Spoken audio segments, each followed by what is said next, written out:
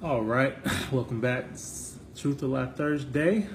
Once again, finally got some time to get all these questions together that I've been getting the past few weeks and months. Sorry I didn't send out the invite today. Just kind of lost track of time. But I still have some questions from the past few weeks, and I want to get to them all today. You can inbox me anytime with any questions you have about the Bible, about Christianity, about God, about Jesus, about beefs, unbeliefs with the church, whatever. And I'll try do my best to research and find an answer that hopefully satisfies your need.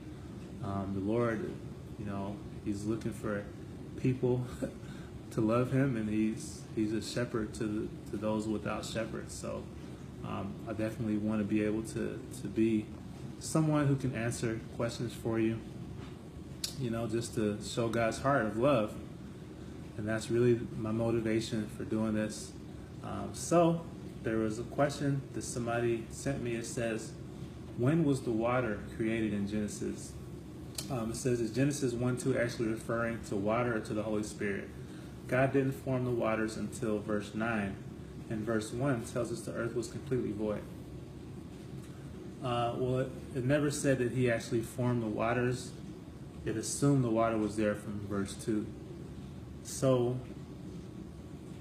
basically He created the waters on day 1, and then He separated them from the sky on day 2, and He gathered them into the seas on day 3. So basically it was an unsaid thing, but He basically created the waters on day 1. So it's pretty much the only answer I have to that. You can look at answersingenesis.org if you want more information on that. They have a lot of understanding on Genesis.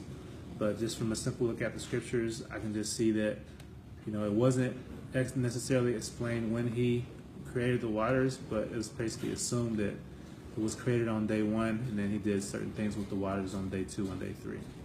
So hopefully that satisfies anyone who had that question out there.